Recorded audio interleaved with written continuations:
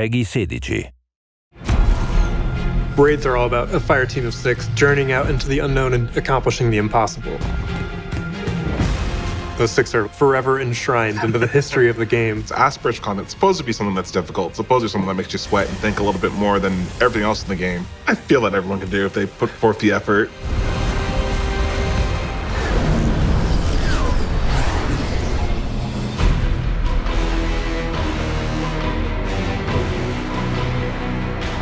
The theme of Root of Nightmares is all about balance, and internally the codename was Raid Harmony, specifically for that reason. So it's all about using both light and dark, and we wanted to really make that shine through the encounter mechanics. In order to progress forward, you don't need just light or just dark. You need to work them and mesh them together in order to get through everything.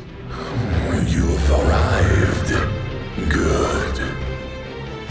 The environment of the raid is really exciting. It's like something we've never seen before. It's a pyramid environment with a lot of beauty in it. This raid was all about terraforming. With this one, we wanted to do something a little bit different and have you revisit the same space but evolve it over time with that terraforming theme. What you're trying to do is journey through this ever-shifting realm of the Witness's Pyramid after it's been terraformed by the blast of the Traveler.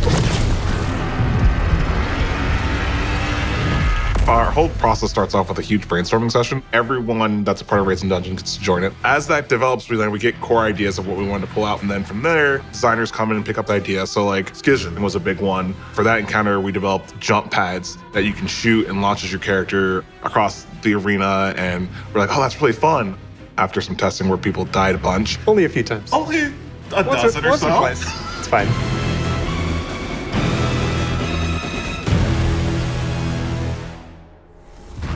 The final shape awaits. Your fear brings you pain. We know pain. When we were building the raid, knowing that it was going to be the Witness's Pyramid, we were like, what's the room that we could use that would really clearly indicate to players that this is the Witness's Pyramid? During the third encounter in Root of Nightmares, if you actually look up, there's Io and Titan in there, and you're like, oh my gosh, this is where the planets are. Just seeing the planets move around and feel like you're in that space from the cinematic is super exciting. Having a space that you have to try and kind of live up to on some level it's a unique and interesting experience.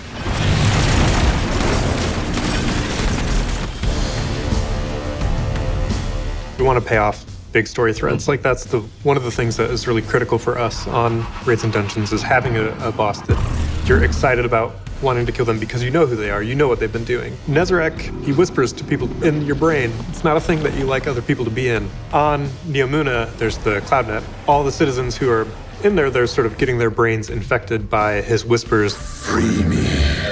You can't really interact with him when he's in this non-physical body. And so you need to go through and bring that body back into existence so that way you can finally stop him from terrorizing those citizens. Nezarek is sort of like, this father of nightmares. He's got these horns that are reminiscent of the exotic helmet. He's got spikes all over his body. It's got like these animal patterns on it. I want to experience this world with my new perspective.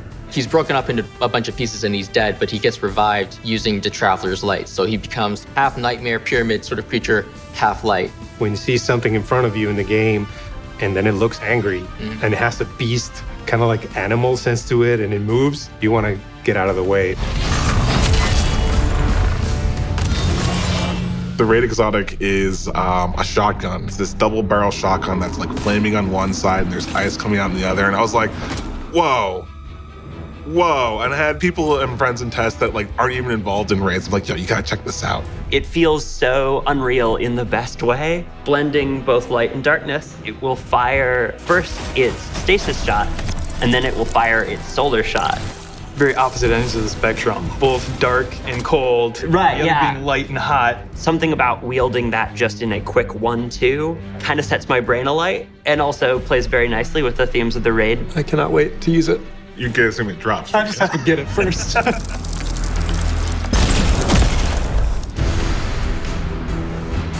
If you're willing to talk with your friends and put in a little bit of work, and you can do it. And die once or twice, or in 12. some cases 12 times. The goal is to drive a lot of that communicative friendship with people and have that shared bonding experience in a way that tests you in ways that you don't always get in other content in Destiny. We really want to test the bounds of what you're capable of. I think just hearing the word raid scares a lot of our does. players.